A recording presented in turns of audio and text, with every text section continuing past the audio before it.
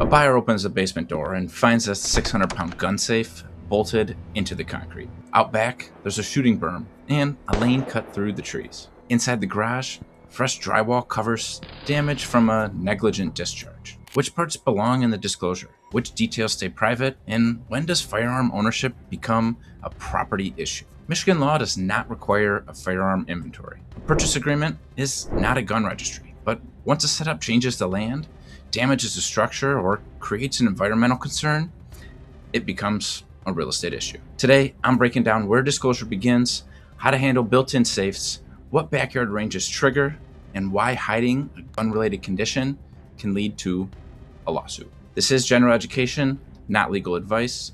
Disputed situations belong with a Michigan real estate attorney. The legal starting point. Michigan's Seller Disclosure Act requires sellers to state known conditions about the property. It relies on actual knowledge and does not replace inspections. The law focuses strictly on the house, its major systems, and the land. It does not ask you if you hunt, hold a CPL, or keep a home defense firearm. Lawful firearm ownership is not a property defect. A seller does not owe a buyer a political confession because they own a safe. Let's talk attached features in gun safes. Attachment changes the contract rules. A freestanding safe, it's personal property, but a safe bolted into the foundation, recessed into a wall, or built into custom cabinetry, that can trigger a contract fight. Do not wait for the final walkthrough. If you plan to take it, write the exclusion into the listing and into the purchase agreement once you get an offer. Safe removal can also damage slabs, wiring, or finished walls, creating a new property condition just days before closing. This applies to vault doors, reinforced walls, alarm wiring, and attached target systems. Physical improvements require clear treatment in the deal. Privacy and showing safety.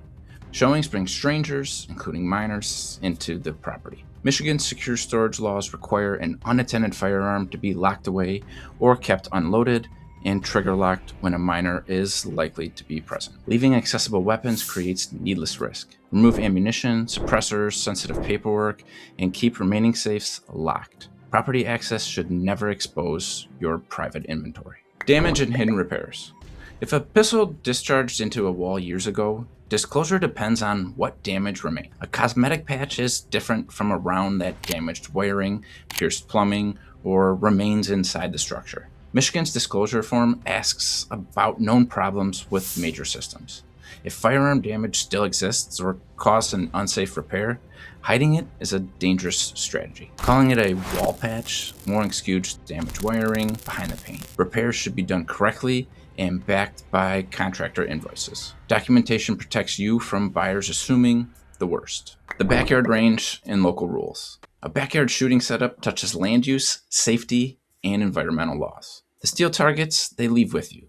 Berms and cleared lanes, they stay with the land. Michigan limits local regulation of firearm ownership, but explicitly allows cities and charter townships to prohibit firearm discharge. Acreage does not automatically equal permission to shoot. Zoning, nuisance laws, deed restrictions, and proximity to roads affect whether shooting can take place.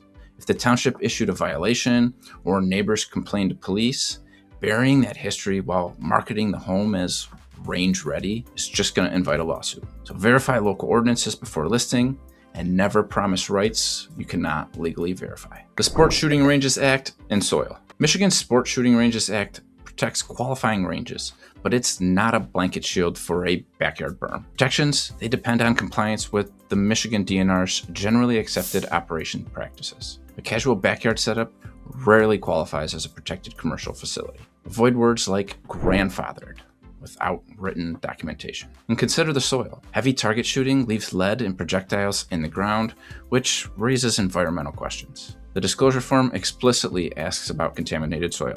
Disclosure is based on actual knowledge. If testing or visible accumulation reveals a problem, silence is indefensible. Consult an environmental professional if a heavily used area sits near a future well or garden.